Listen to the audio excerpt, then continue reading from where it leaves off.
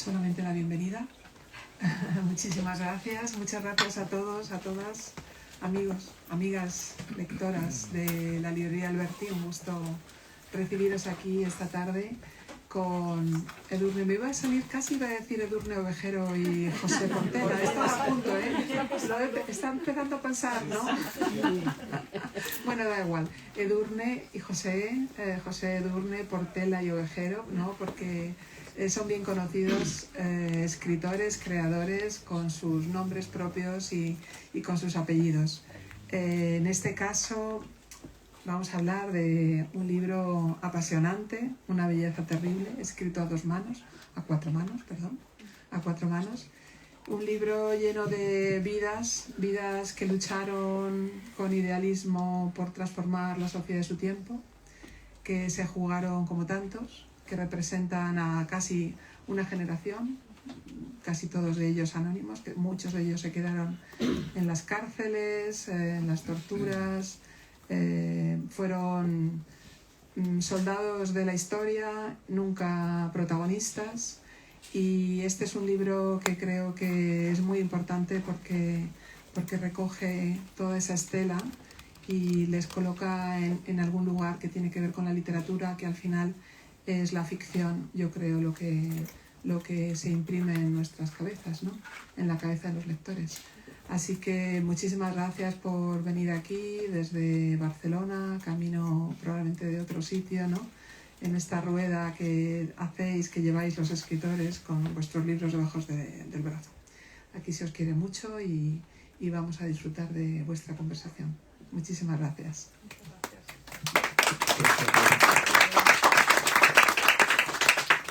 Bueno, gracias Lola y a todo el equipo del Alberti, ¿no? por acogernos como siempre hacéis con tanto cariño y con tanto entusiasmo. Y bueno, y a todas vosotras y vosotros por estar aquí en una semana en la que hay una oferta cultural y literaria brutal, ¿no? Entonces sabemos que a todo no se llega, así que os agradecemos mucho que hayáis venido a escucharnos y esperamos que a conversar con nosotros un ratito también. Bueno, empiezo yo, ¿verdad? Sí. Vale, nos vamos turnando. Y me ha hecho mucha gracia lo del apellido porque creo que fue Marta Sanz, nuestra amiga, que en algún sitio también debió decir José Portela y Edurne Ovejero. Y hace poco nos han llamado Portelo Ovejera. O sea, se van fundiendo los apellidos, ¿no? Y bueno, nos hace gracia porque al final también es un poco el espíritu de esta novela y de este proyecto, ¿no? Que ha sido fundir nuestros intereses, nuestros talentos, que creo que alguno tenemos, ¿verdad? Ha quedado un poco soberbio. Pero bueno, nuestra escritura, nuestro interés, ¿no? por estas vidas que, como decía Lola, son vidas de personas que existieron en nuestro pasado, ¿no? En el pasado, digamos, en la memoria colectiva, pero que se han quedado por el camino, ¿no? De alguna manera, sobre todo las mujeres de las que hablamos en esta novela. Entonces, bueno, solemos empezar a hablar un poquito de cómo surge el proyecto y de qué nos impulsa a escribirlo juntos, ¿no? Porque hasta ahora, pues cada uno hemos tenido nuestros proyectos. Hicimos juntos, sí, un documental hace ya un montón de años, 2017.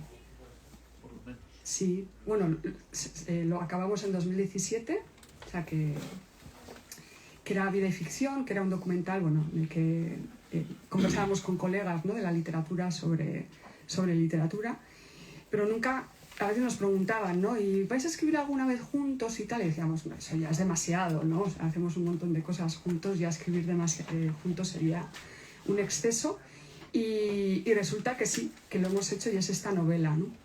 Entonces, ¿por qué decidimos hacerlo? Pues tiene mucho que ver con el contenido de la novela, ¿no? Con estos personajes que nos fascinaron desde el primer momento y que el personaje que articula la narración, que es Raymond Molinier, en realidad lo descubrió José. Entonces, si quieres, cuéntate un poquito cómo lo descubriste. Vale, pues continúo yo. Por casualidad, lo descubrí por casualidad. Yo jamás había oído hablar de Raymond Molinier, pero estaba leyendo un ensayo sobre personajes del siglo XX, del mundo de la cultura y de la política, y de pronto había como media página dedicada a un tipo que se llamaba Raymond Molinier, del que se decían cosas absolutamente estrafalarias, como que montó un circo para ayudar a perseguidos por los nazis a escapar de Europa, que se fue con ese circo a América y se dedicó a recorrer América con él, pero había sido secretario de Trotsky, que montó una gran estafa en un hotel de Bruselas para conseguir haciéndose pasar por gran empresario para conseguir pasaportes también para perseguidos y demás. Me llamó la atención. ¿Y qué hace uno cuando te llama la atención alguien, algo de lo que lees? Vas a internet, buscas en Wikipedia, descubres que no tiene página en español, pero sí una pequeña página en francés. Bueno, pues me empezó a interesar. Porque yo creo que ya pronto me di cuenta de que lo interesante en él no era toda esa parte aventurera que me habría divertido, pero que ni siquiera me habría hecho plantearme la escritura de un libro. No soy un autor de novela de aventuras. Bueno, uno puede cambiar, pero digamos que no es lo que me atrae inmediatamente. Pero bueno, había otra serie de motivos de los que vamos a hablar seguro dentro de un momento, pero también me fui encontrando enseguida con una serie de mujeres, ellas sí que no tenían página en Wikipedia ni en español, ni en francés, ni en ningún otro idioma, pero que parecían muy interesantes. Y empecé a contar a Edurne lo que iba leyendo, y muy pronto Edurne empezó a emocionarse con esa historia y con la historia de esas mujeres. Y yo vi en peligro mi posibilidad de escribir yo una novela, y entonces, en lugar de echarlo a suertes, como estaba claro que a los dos nos interesaba, nos dijimos, ¿y si la escribimos juntos? Que es un poco raro, porque quiero decir, tampoco es, uno lo puede decir así, pero tampoco es sencillo imaginarse qué significa escribir juntos. Bueno, y eso lo iríamos descubriendo de camino. Y bueno, también las circunstancias en las que se produce este descubrimiento y demás, pues son circunstancias personales. Y bueno, si queréis saber más tenéis que leer la novela, no lo vamos a contar ahora, porque una de las peculiaridades de esta novela es que nosotros estamos ahí, o sea, somos parte de la narrativa, no porque queramos ser protagonistas ni mucho menos, sino porque durante el proceso de escritura, como fue tan peculiar, hablábamos mucho de qué estaba significando para nosotros escribir juntos, y llegó un momento en que nos dimos cuenta de que esto podía ser parte también de la narración, ¿no? Una serie de reflexiones que tienen que ver con nuestra relación con estos personajes, pero también con nuestra relación y nuestra relación con la escritura, ¿no? Entonces, bueno, eso forma parte también de la novela. Entonces, es verdad que cuando José estaba descubriendo todo este mundo, a mí me empezaron a crecer los colmillos, ¿no? Y veía aquí como una serie de historias que nos interesaban, que me interesaban mucho, y me pareció una idea muy bonita empezar a hacer por lo menos el trabajo de investigación juntos, ¿no? A ver dónde nos llevaba. Y claro, es un trabajo de investigación brutal, porque la novela, y os contamos un poquito cuál es el paisaje que recorre, la geografía y también la temporalidad. Es una novela que comienza con la vida de Raymond Molinier, que nace en 1904 en Le Marais, en París, ¿no? Y acaba con su muerte en 1990 en Cataluña. Entonces, el arco temporal es el siglo XX. Eso ya nos interesó mucho, ¿no? También por una visión histórica. Y nos interesó mucho que este hombre, desde muy joven, desde los 14, 15 años, estuvo ya involucrado en el trotskismo, ¿no? Con 14 años repartía panfletos trotskistas por las calles del París obrero, ¿no? Con su hermano mayor, que era también un trotskista convencido. Y muy pronto en su vida, con 14, 15 años, conoce a una de estas primeras mujeres de las que hablamos, que es Jeanne Martin de Palier, que es una mujer 7 años mayor que él, una mujer de una familia aristocrática, militar, que pronto abandona a su familia, dice que esa vida no le va, y empieza a estudiar filosofía en la universidad. Y muy pronto conoce a Raimon y empiezan una relación. Ella con 20 años, 21 ya, y él pues con 15 años, ¿no? Que nos suena bastante, ¿no? Es como bastante impactante, pero dentro de sus biografías tiene un sentido, ¿no? Y bueno, son dos personas que cuando Trotsky ya bueno, es expulsado de Rusia por Stalin, de la Unión Soviética por Stalin, y va al exilio a Turquía, a la isla de Príncipe, ellos van a asistir a Trotsky allí, ¿no? Entonces, bueno, estos son los primeros años de esta serie de personajes que nosotros empezamos a investigar, ¿no? Y es un círculo que estos, bueno, Jean Martin, Raimon, Henri su hermano, el propio Trotsky, otros secretarios y guardaespaldas de Trotsky, otras mujeres de ese entorno, nos empiezan a interesar muchísimo, empezamos a hacer investigación sobre ellos y empezamos a cubrir, digamos, las 3 primeras décadas del siglo XX, investigando a estos personajes e intentando imaginar qué tipo de vidas llevaban más allá de la actividad política, ¿no? Y para ahí empezamos pues todo el trabajo de archivo, que podemos igual hablar un poquito también de eso. Sí, claro, yo añadiría que yo creo que una cosa que nos fascinó, bueno, hubo muchas, pero una era que con estos personajes nos estábamos acercando a la historia del siglo XX, pero más concretamente a la historia de las rebeliones durante el siglo XX contra un determinado orden de cosas, es decir, al deseo de una parte de la sociedad de transformar el mundo pensando en el bien común. Lo que saliese de ahí o no es otra historia que podemos discutir. Si siempre salió el bien, está claro que no, pero era gente que lo creía y que estaba dispuesta a sacrificar su vida. Decimos sacrificar su vida, no queremos decir únicamente a morir por esa idea, sino sacrificarlo todo, es decir, a no tener relaciones afectivas duraderas, a no tener una familia en el sentido más estricto del término, aunque tuviesen hijos, pero a veces los abandonaban porque los llamaba la causa, a no tener, bueno, la mayoría vivir en clandestinidad, es decir, a ir renegando de cualquier comodidad y de cualquier seguridad, incluso de la seguridad de los afectos. Y unido a eso iba que había, como hemos dicho, toda una serie de mujeres que también estaban ahí, pero que no aparecen en la historia. Si Raimon Molinier es una nota al pie de página de la historia de los movimientos revolucionarios, las mujeres no eran ni eso. Y cuando lo eran, era para mal, de lo que a lo mejor hablamos también más tarde. Pero bueno, lo que tuvimos claro también desde un principio, y faltaba una cosa, no solo la historia de esas rebeliones en Francia, España, Holanda, en Europa, digamos, sino que luego dan un salto a América, con lo cual continuamos siguiendo el rastro de esa rebelión en países latinoamericanos y muy concretamente en Argentina y en las luchas contra, bueno, en realidad contra varias dictaduras argentinas.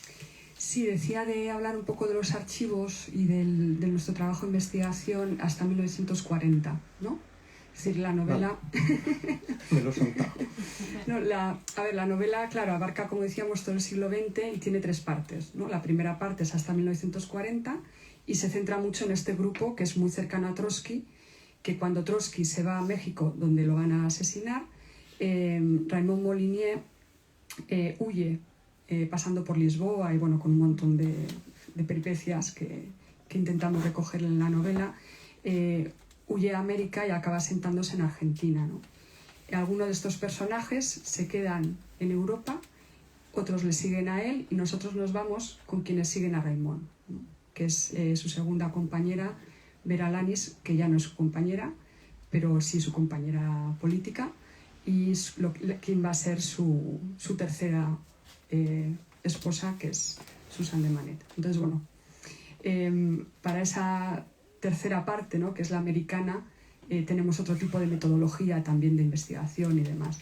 Entonces, para la primera parte hacemos un trabajo bastante exhaustivo de investigación, porque una de las cosas que nos importa mucho a los dos es que aunque escribamos una novela y consideramos que esto es novela y que es ficción, tenemos mucho respeto por lo que consideramos la verdad histórica, es decir, todos aquellos datos que vienen de la documentación dura, digamos, que residen en los archivos. Entonces, cuando estamos escribiendo esto, no queremos inventar, ¿no? Que es una diferencia que también reflexionamos sobre ello en la novela. Podemos imaginar a partir de lo que sabemos, pero no nos vamos a inventar lo que no sabemos simplemente porque la ficción lo pide, ¿no? Entonces, para eso nos encontramos con que hay en Harvard, en una de las bibliotecas, un archivo súper voluminoso de documentación sobre Trotsky y de Trotsky, ¿no? Es el archivo Trotsky, lo llaman. Y que en ese archivo hay cientos y cientos y cientos de cartas, sobre todo muchísimas de Jeanne Martin, de la primera compañera de Raymond, porque tuvo un papel fundamental en la organización del trotskismo, porque además fue compañera también, esto es un poco folletín, fue compañera también del hijo de Trotsky, de León Sedov, ¿no? De Liova. Entonces ella, aunque no aparece en los libros de historia y se aparece, es como la mala de la película, porque se enfrentó a Trotsky en un momento dado, ella hizo un montón de trabajo de organización, trabajo político y también trabajo como de labores del hogar, ¿no? Porque a las mujeres revolucionarias, por muy revolucionarias que fueran, tenían que fregar los platos, hacer la comida, hacer la compra, traducir las cartas, hacer de secretaria, organizar una huelga, o sea, daba igual, ¿no? Tenían que hacer todo. Entonces, en ese archivo había un montón de cartas, muchas de ella, muchas de Raymond Molinier, de Anguille, bueno, de toda esta gente, y se nos ocurrió escribirles y a ver cómo podíamos consultarlas sin necesidad de ir hasta Harvard, y nos dijeron, sí, no os preocupéis, podemos digitalizaros todo lo que queráis. Eso es una biblioteca de verdad. Entonces, claro, yo vengo del sistema universitario estadounidense y aún así me pareció increíble, ¿no? O sea, una generosidad. Y eso hicimos, empezamos. Lo único nos decían, podéis pedir un máximo X, ¿no? de cartas, y tenéis que esperar 15 días para pedir el siguiente. Bueno, pero para que se hagan una idea, el máximo de cartas era 5 cajas. Wow. Porque estaban en cajas, entonces podíamos pedir 5 cajas cada vez. Entonces las pedíamos, Y una vez esperábamos. nos mandaron 300. Sí. Pero cuando o sea, en cuanto nos llegaban ya pedíamos la siguiente tanda, porque así podíamos ir trabajando con lo que nos habían enviado. Sí, entonces fue un trabajo muy exhaustivo, que también esto nos vino muy bien ser dos, ¿no? Porque era además a veces un trabajo que veíamos el volumen de información y decíamos, ¿cómo vamos a primero procesar, ¿no? Y después Traducir. elegir también, bueno, traducir del francés, que hay, bueno, José se comió, y del alemán la mayoría del trabajo, y luego pues ir transcribiendo también, porque claro, en esas cartas residía la voz, ¿no? de muchos de estos personajes. La voz en un momento muy concreto de sus vidas, ¿no? Que podía ser una voz arrolladora, entusiasta, porque están hablando de organizar, de hacer esto, del otro, o una voz completamente rota, ¿no? Como la de Jeanne Martin cuando se está peleando con Trotsky, por ejemplo, ¿no? Entonces, bueno, se me pone un poco la carne de gallina, ¿no? Es una época emocionante sí, también, y son sí. descubrimientos emocionantes, ¿no? Cada vez, incluso cuando decías lo de la voz también depresiva o de desconcierto, porque dicen, bueno, cada vez tenemos menos militantes y no tenemos obreros entre los militantes, son todos intelectuales, pero nosotros estamos aquí por los obreros, entonces, ¿por qué no están con nosotros y se van con los estalinistas? Hay muchas de esas cartas de desconcierto, pero de querer seguir luchando, y eso, estás oyendo su voz también en momentos íntimos, como Jeanne, la postal que te gusta tanto, que encontramos una postal de Jeanne a Natalia Sedova, la mujer de Trotsky, con un perrito allí dibujado en el anverso, el perrito así con una cara como tristona, y dice algo así, es el lema, intento convencerme de que me vayan bien las cosas. Entonces notas el humor, notas por qué elige esa carta, y luego esa postal, luego lo que le cuenta, los detalles cotidianos que cuenta Natalia en la postal, porque eran revolucionarios, pero eran también personas con sus ratos en los que se ocupaban de contarse pues que Lioba había dejado de fumar, que qué sé yo, ese tipo de cosas. Entonces, claro, a nosotros nos interesaba mucho asomarnos, ¿no? Abrir esa ventanita y asomarnos a esa intimidad, porque, claro, también estábamos creando una serie de personajes que habían tenido una intimidad, una voz, una forma de sentir, de ver el mundo. Entonces nos queríamos acercar de la forma más, no sé, más radical posible, ¿no? a esa intimidad. Y para eso, pues el archivo Harvard y luego también el archivo de Ámsterdam, que es donde estaba esa postal tan bonita, que también ese se puede consultar, o sea, cualquiera puede entrar en ese archivo, ¿no? Y luego también, claro, toda la historiografía trotskista, que igual puede hablar de pasada de algunos, no tanto de los personajes en sí, sino de los acontecimientos en los que están involucrados, ¿no? Y en esa historiografía las mujeres, por supuesto, están o ausentes o, como Jean, pues, representadas de una forma absolutamente misógina. Sí, no, iba a pasar ahora a la segunda parte. Sí. Claro, esos archivos nos fueron muy útiles hasta 1940. En 1940 asesinan a Trotsky, con lo cual, obviamente, unas fuentes de información que podríamos haber tenido, las cartas, etcétera, ya no las teníamos. Y además tenemos el agravante de que Molinier desaparece. Quiero decir, no sabemos qué le pasa durante un tiempo o solo tenemos pequeños detalles. Por ejemplo, cuando descubrimos todos sus visados de entrada y salida de Brasil. Entonces, primero descubrimos que cambia de nombre, que cambia de profesión, que cambia de aspecto, que miente continuamente, que en medio de la Segunda Guerra Mundial viaja de Brasil a Londres poco después de los bombardeos masivos. Es como que tenemos huellas, pero no lo vemos a él.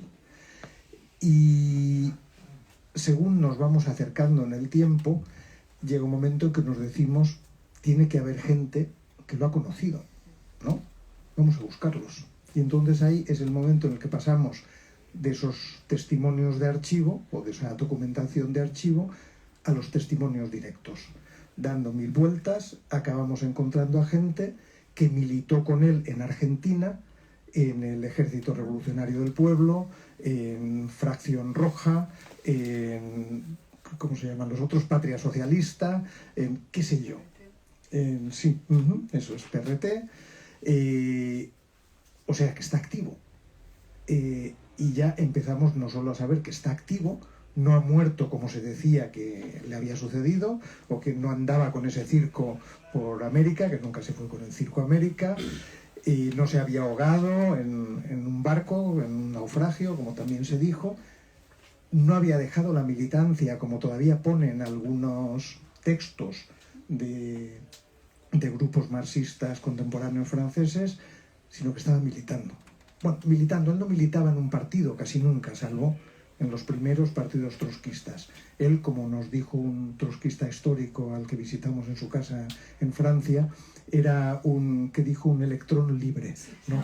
Era un electrón libre. Él andaba por allí dando vueltas, haciendo 1000 cosas, pero normalmente era demasiado conflictivo como para permanecer en un grupo.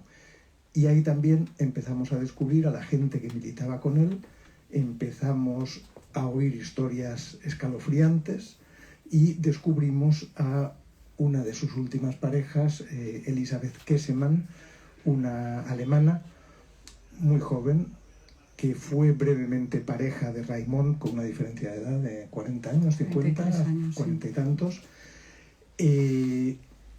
y que, bueno, luchó contra la dictadura argentina y la dictadura argentina la destrozó, que es uno de los momentos, yo diría, más terribles del libro.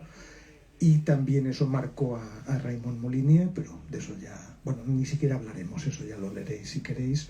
Pero nos fuimos encontrando con esos otros testimonios, con esa gente que está viva, con alguna de ella que, aunque no sabía ni quiénes éramos ni qué hacíamos, consideraba que era importante que se hablase de todo aquello que sucedió, que se hablase de Elizabeth, que se hablase de todos aquellos que estaban luchando y muriendo. Uno de ellos fue la última pareja de Elizabeth, que él, cuando ya veía que lo iban a matar, huyó de Argentina, le propuso a Elizabeth que se fuese con él y ya dijo esa frase lapidaria que recordamos con emoción, ¿no? La clase obrera no se exilia. Lo que quería decir es, los obreros no pueden irse, ¿cómo me voy a ir yo? Y ese fue su destino. Entonces, en todos esos, todos esos descubrimientos, ¿no?, de gente que había conocido a Raimon o que había oído hablar de él, fue muy bonito porque era como encontrarnos con una versión de Raimon y de alguna de estas mujeres, ¿no? Porque Vera, ¿no?, la segunda compañera de él, que va con... Bueno, no va con él, pero se reúne al final con él en Buenos Aires, cuidó a los hijos que tuvo Raimon con su tercera mujer, que esto aquí es una historia también interesante, y una de las personas que nos dio una versión de esta mujer de Vera, también de Raimon, es la nieta de Raimon, ¿no?, que es Vera Fogwill, que nos ha facilitado un montón de información. Y perdón, Sí. el apellido a lo mejor os suena a alguien, Fogwill, Sí. pues es Sí. hija de Rodolfo Fogwill. Es la hija de Rodolfo Fogwill. Y nieta de Raimon Molinier, que esto cuando nos enteramos fue una coincidencia extraña, ¿no? Pero bueno, en cualquier caso, nos estaban dando una versión de toda esta gente, claro, de gente mayor, de gente anciana. Entonces venimos de imaginarlos, eso, como todos revolucionarios poniendo el cuerpo y revolucionarias y tal. Y claro, y de repente a Raimon de joven le llamaban el desaforado, porque allá donde iba era como un terremoto, ¿no? Y nos empiezan a hablar de este señor mayor, un caballero, como dulce, tranquilo, un poco melancólico. Y claro, también a veces como obstinado, ¿no? Porque él estuvo luchando hasta el final, ¿no? Nos contaban anécdotas también muy graciosas, ¿no? Bueno, a pesar de que se peleó con Trotsky, porque bueno, lo normal un trotskista es pelearse, ¿no?, con el partido, con Trotsky, con todo el mundo. Entonces, Trotsky le echó del partido y todo, pero él siguió siendo trotskista hasta el final, y nos contaban que en los 80, cuando entra Gorbachev en el poder, él empezó una campaña para que rehabilitaran la figura de Trotsky en la Unión Soviética. Entonces, era tenaz, ¿no? Pero luego también... Trotsky, que lo había echado, lo había humillado, lo había tratado fatal, ¿no? Sí, sí. Pero era trotskista. A pesar de Trotsky, ¿no? Entonces, bueno, nos contaban estas cosas del Raimon anciano, ¿no? También cuando ya vuelve a España, va a una residencia. Entonces, claro, te das cuenta de que estás imaginando a una persona, pero no te puedes quedar encallada, ¿no?, en una concepción de esa persona, una caracterización, que eso puede cambiar con los años, ¿no? Y eso fue también muy bonito escuchar, ¿no?, cómo la gente se acordaba de él ya en esa última etapa de su vida. No hemos hablado de la escritura en sí, y yo creo que igual deberíamos hablar un poco, ¿verdad? Vale, pues dejamos entonces ya el fondo del asunto, ya sabéis más o menos de qué va la historia. Entonces volvemos a eso de qué significa escribir a cuatro manos, qué significa escribir juntos. Bueno, Edurne ya había dicho cuál puede ser el principio, que es investigar juntos, ¿no?, para contar esa historia. Pero también desde el principio decidimos que no íbamos a esperar, aunque parece un poco una lección un poco peculiar, no íbamos a esperar a haber investigado para empezar a escribir, sino que dijimos no, vamos a ir escribiendo sobre la marcha. Luego ya corregiremos esas primeras impresiones, esas primeras ideas, pero vamos a ver si además de a través de los documentos nos vamos acercando a ellos mediante esa parte como más afectiva, más empática, o quizás mero invento, pero ese deseo de irlos conociendo también poco a poco mediante la escritura, que eso, Edurne y yo coincidimos en eso, por suerte, por eso podemos escribir juntos, porque pensamos que la escritura, la literatura, es una forma de conocimiento. La imaginación es una forma de conocimiento, con sus limitaciones y sus diferencias, con otras formas de conocimiento, pero también lo es. Y además lo descubrimos que es así, que muchas veces imaginábamos algo que luego los hechos, los datos nos confirmaban, nos pasó en bastantes ocasiones. Entonces, claro, esa es la siguiente forma más obvia de empezar a escribir, juntos. Bueno, pues Edurne escribe una escena porque le apetece, yo escribo otra escena. Y las vamos juntando, las vamos compartiendo, y eso influye en la escritura del otro, de la otra. Pero eso es un poco pobre, ¿no? Quiero decir, si te pones a escribir con alguien hay que ser un poquito más ambicioso. Entonces empezamos a intervenir en el texto ajeno. Yo me metía en un texto de Edurne, me añadía y quitaba, ella se metía en uno mío y añadía y quitaba. Que eso es un poco tímidamente pidiendo permiso, sí. Pero luego enseguida dijimos, mira, no, o sea, cada uno que haga lo que quiera y ya veremos cómo va. Eso es. Que es una manera ya más interesante de empezar a diluir la autoría y a luchar contra el ego, pero en un buen sentido, no lo digo de una manera crítica, el ego del escritor, es decir, la concepción de la propia obra y de la importancia de lo que está haciendo uno. Si no, nadie sería artista. Si no creyese que aquello que hace es un poco importante, tampoco está tan bien pagado, ¿verdad, María? Lo del arte. Entonces lo haces por otros motivos, por amor al arte.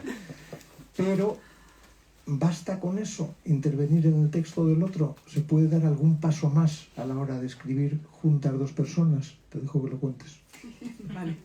Entonces, bueno, así, la verdad es que estuvimos bastante tiempo, porque además justo José estaba con la promoción de la novela que publicó el año pasado, Vibración. Entonces pasamos bastante tiempo separados, ¿no? Entonces nos íbamos enviando textos y dialogábamos un poco a través de lo que escribíamos, y que eso también era muy bonito, ¿no?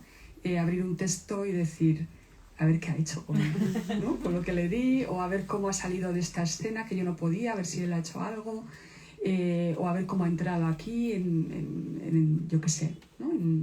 en este momento de la novela. Pero luego ya, eso fue durante el año, y ya el verano, o sea, al principio del verano pasado, cuando ya estábamos en casa los dos mucho, empezamos... Bueno, ya entonces nos habíamos dado cuenta de que habíamos conseguido crear, por decirlo, una atmósfera, un tono común. O sea, no una voz, porque si leéis la novela veréis que hay un montón de voces diferentes. Aparte de la nuestra en primera persona, que a veces se cuela, hay personajes que hablan en primera persona, hay personajes a los que nos acercamos desde la tercera, pero sí había un tono, una atmósfera, y esa idea de cómo se diluye la voz de cada uno, yo creo que estaba ya bastante conseguida, ¿no? Para cuando damos el siguiente paso, que es decir, bueno, vamos a sentarnos los dos delante del ordenador, cada uno con su pantalla, pero con un documento en Google Drive, cada uno con su teclado, y vamos a empezar a escribir al mismo tiempo sobre el mismo texto. Entonces, claro, yo sí estaba con una idea, empezaba a escribir y de repente veía que mi texto iba para atrás, y José escribía y decía, espera, que estoy... ¿no? Entonces empezaba él a escribir algo, o yo le interrumpía y decía, no, espera, a ver, ¿esto cómo sería de esta otra manera? O durante un rato se dejaba el uno a la otra, o viceversa, escribir un buen rato, hasta que la otra persona intervenía con un párrafo más, con unas correcciones, y empezamos a hacerlo así, nos dimos cuenta de que podíamos hacerlo. Madre mía. que es muy interesante, porque claro, cuando estás escribiendo no sabes lo que vas a escribir, en buena medida, pero según vas escribiendo, tus asociaciones van generando texto, generando escenas, generando ideas, pero en este caso lo están generando en la otra persona, y es quien retoma y asocia y sigue escribiendo, y vamos pasando de uno a otro en esa asociación.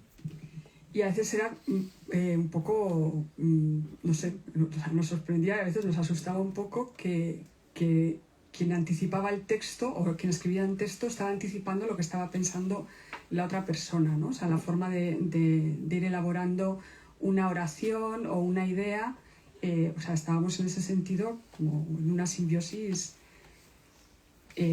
peculiar. Pero fue muy enriquecedor, ¿no? Porque lo que decía José, cuando estás sola creando, escribiendo, estás en una burbuja, estás muy aislada, puedes llegar a profundizar un montón en en sentimientos, en ideas, en un montón de sensaciones. Puedes hacer visibles inquietudes que solo a través de la escritura, ¿no? puedes llegar a alcanzar, ¿no? Y a poner en palabras. Pero cuando estás escribiendo con otra persona al mismo tiempo, eso también se diluye de tal manera que pueden entrar, ¿no? Puede entrar en esa dinámica pues, todas esas ideas, pensamientos, intuiciones, sensaciones, sentimientos de la otra persona y crear, ¿no? En un momento como muy específico y muy, yo diría, muy único, algo que luego queda ahí, ¿no? En el texto. Entonces, bueno, me he puesto un poco esotérica, pero bueno, no sé si se entiende. Sí. Pues no sé, estoy mirando a la hora, 8:15, yo creo que podemos darles la palabra. Bueno, lo último, igual un pequeño apunte, cómo entramos en el texto nosotros, que a veces es en forma de reflexión, ¿no? Una reflexión sobre la historia, sobre la creación, sobre la literatura, sobre la relación entre ficción e historia, ¿no? Que hay casi un tono ensayístico, y en otros momentos también como partes de nuestros diarios, ¿no? Que es algo que yo nunca había hecho, tú lo has hecho un poco más, aunque en un diario seleccionado, y esto también está seleccionado, por supuesto, ¿no? Pero sí aparecen fragmentos de nuestros diarios porque hay partes de esta novela que están escritas en momentos de fragilidad, de inquietud, de duda, ¿no? Y pensábamos que podía ser interesante compartir, ¿no? Que las novelas no se escriben en un vacío, ¿no? Cuando escribimos y creamos, lo hacemos desde un momento vital muy específico, y ese momento vital puede ser difícil, puede ser, no sé, que nos hace especialmente permeables, ¿no? Igual al dolor de otros, y es algo que quisimos compartir, ¿no? Dentro de la novela, y que está ahí, y que tenía sentido para nosotros, ese diálogo entre la ficción y también nuestra postura frente al texto y la escritura. Sí, también porque nos dimos cuenta de que para entender a esos personajes, vamos a decir, históricos, que participaban en los grandes momentos y movimientos revolucionarios, inmediatamente nos empeñamos en conocer también parte de su intimidad para poder entenderlos. Y pensamos que en el fondo podíamos establecer ese paralelismo con la novela. Tú estás creando una novela que parece que es algo que está de alguna forma fuera de la vida, fuera del flujo de la vida, es cuando lo detienes para empezar a escribir, estás allí solo con tus historias y parece que es un momento ajeno al tiempo, y no lo es. Es un momento que está encardinado en un tiempo no solo general, sino también propio, y en unas circunstancias propias, y nos parecía que eso podría ser fructífero, ¿no? Añadirlo. Pues eso. Sí. Muy bien, pues si tenéis alguna pregunta. Sí, claro. Bueno,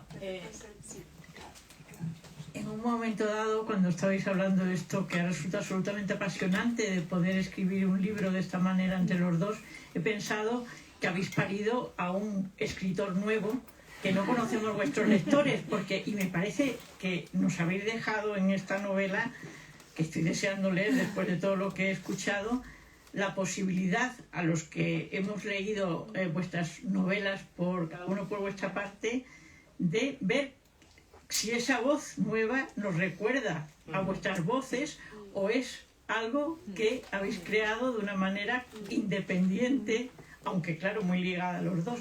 Y bueno, agradeceros ese trabajo que ha debido de ser impresionante, pero muy, muy, muy difícil, me parece.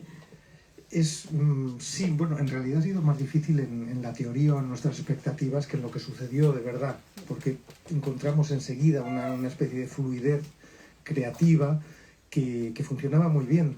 Y una cosa que nos ha alegrado mucho desde que hemos publicado el libro, y hablamos con la gente que nos lee, es que nos han dicho muchas veces, claro, lo leemos y estamos intentando saber quién ha escrito esto. Claro. Y no lo sabemos, y no lo descubrimos. Y a veces incluso en uno de esos textos en primera persona, me decía una librera, yo llevaba un rato leyendo pensando que estaba escuchando a Edurne y de pronto veo que está hablando un hombre. Entonces habíamos conseguido lo que decía Edurne, esa especie como de atmósfera, de tono común, que hace que sea muy difícil, salvo que lo digamos o que se exprese claramente, saber quién escribe qué.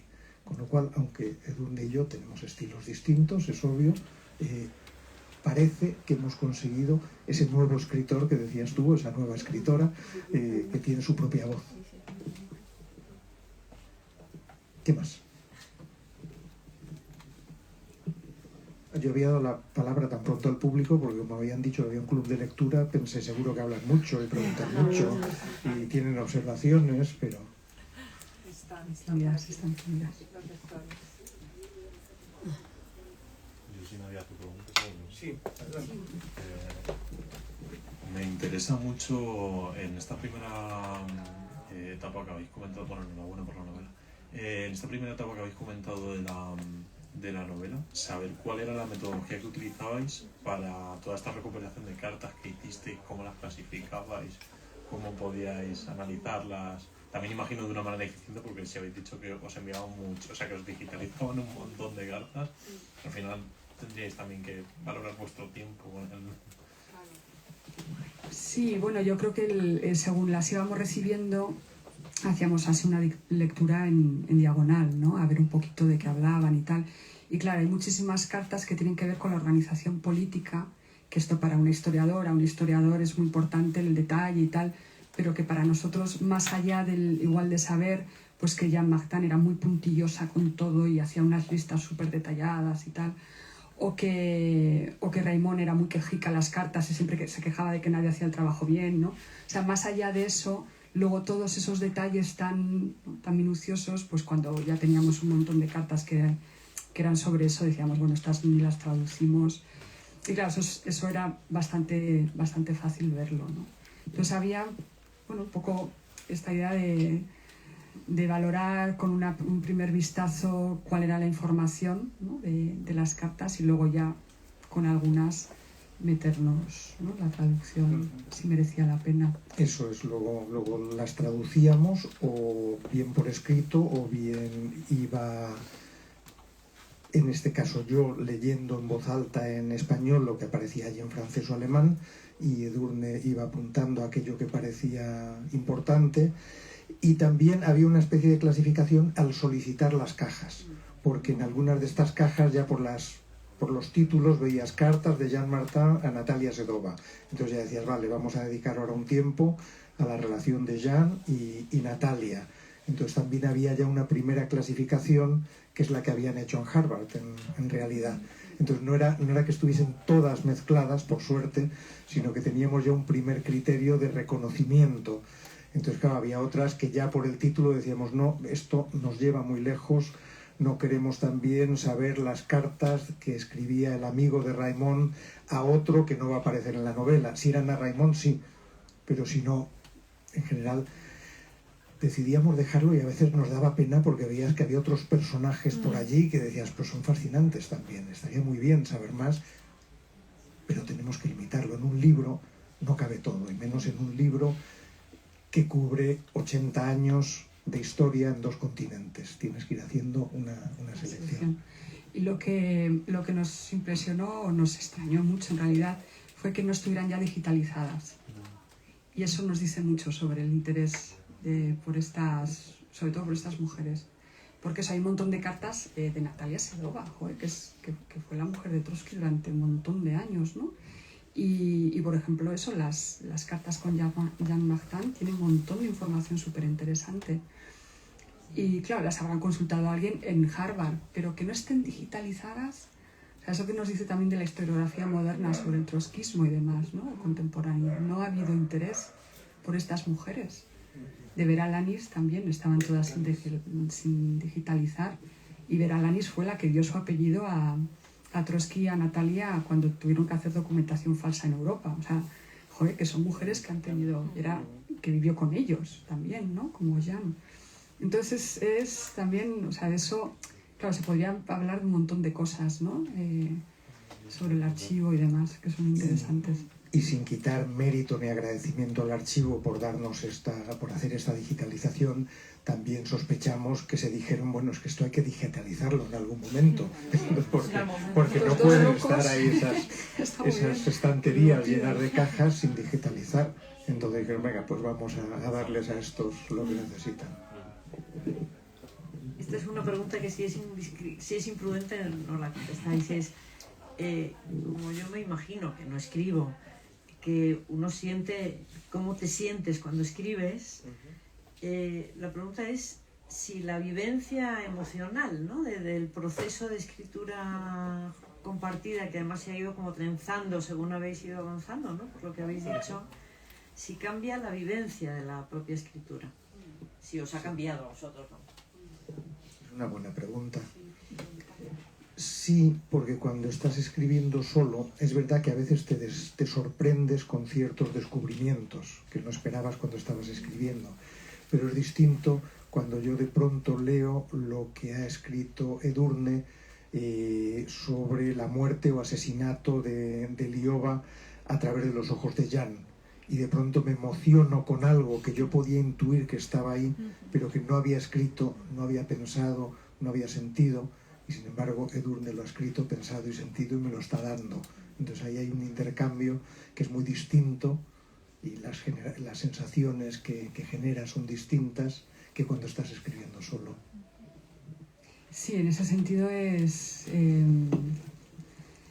la vivencia de la escritura, que suele ser muy solitaria. A veces cuando se tratan ciertos temas muy dolorosa, por ejemplo también pues la desaparición de Elisabeth Kasselmann, ¿no? De esta chica alemana que tiene una muerte horrible. La escritura en solitario puede ser muy dolorosa, ¿no? Porque tú intentas meterte, ¿no? en esa situación y narrarla con la mayor verdad posible, ¿no? Acercándote. Y cuando compartes ¿no? esa sensación de angustia, de dolor que te puede generar, cuando es algo compartido, se puede compartir la emoción y el dolor y demás, pero es de otra manera, ¿no? O sea, yo con novelas anteriores, después de la escritura, me he quedado fatal, pero fatal, como con Maggie y las fronteras. Y esta novela tiene momentos muy duros, pero no me ha hecho tanto daño. Porque es verdad que la escritura puede causar daño y te puede causar una depresión tremenda, ¿no? Depende de lo que escribas. Entonces, en ese sentido también, igual también por eso la novela yo creo que tiene también mucha luz y mucha ternura, porque yo creo que emocionalmente no ha sido tan, no sé, no nos ha drenado tanto, a pesar de que son historias muy, muy trágicas, pero no sé. Sí, quizá por eso también hemos incluido momentos más divertidos de lo que solemos hacer en nuestra escritura. Si nos habéis leído, sabéis que somos más bien tirando sombríos, ¿no? Los dos. Y sin embargo aquí pues hay toda una serie de escenas de la lucha revolucionaria que están contadas desde el humor, desde lo absurdo de ciertas situaciones, a pesar de lo terribles que puedan ser. Que hemos estado también más atentos a esa otra parte, porque a lo mejor no nos dejábamos hundir tanto. Y no nos hemos peleado. Hoy nadie la ha hecho, pero lo digo yo. ¿Algo más? O sea que bueno, solo es una de lo que habéis dicho. Luego, es un plus de regalo para vosotros. Sí. Eso, ¿no? No eso he recibido lo que habéis dicho. Pues es estupendo escucharos contarlo con la creación de este libro, que lo contéis así, con esta naturalidad y con esta espontaneidad, ¿no?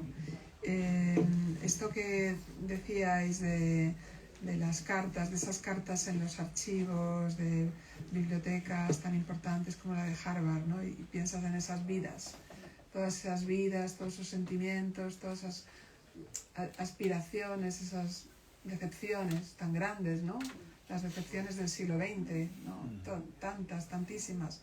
Ellos mismos, algo habéis dicho al principio, ¿no? Que las cosas terminarían no como uno hubiera deseado, ¿no? Y ellos lo vivieron, porque son vidas largas que vivieron el momento como del nacimiento, de esa ilusión por la transformación, por la revolución, y luego la decepción de las ideologías en el siglo XX, ¿no?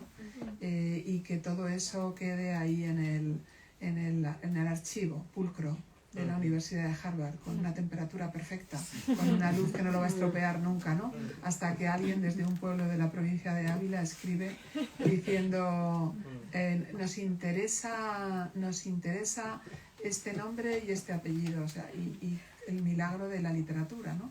De recuperar, de tirar del hilo y de contar una historia. Contar una historia como no sé, alrededor de un fuego, ¿no? Con todas esas vidas. Es que es la maravilla de la literatura. Yo, no sé, me emociona siempre, ¿no? El pensar cómo alimentan los autores nuestra imaginación y nuestro conocimiento, porque en el caso de Edurne y de José Edurne, la historia y la ficción están siempre, tienen la misma entidad, ¿no? Están siempre en sus libros. En tu último libro, Edurne, Mar y las fronteras, pues también es un ejercicio de recreación muy difícil, ¿no? De una vida anónima, absolutamente anónima y valerosa, como tantísimas, ¿no? Yo, bueno, pues daros las gracias por escribirlos, por traerlo hasta aquí, hasta el Alberti, hasta tantos lectores, y que nos hagáis, bueno, pues despertar nuestros sentidos con Muchas vuestra gracias. escritura.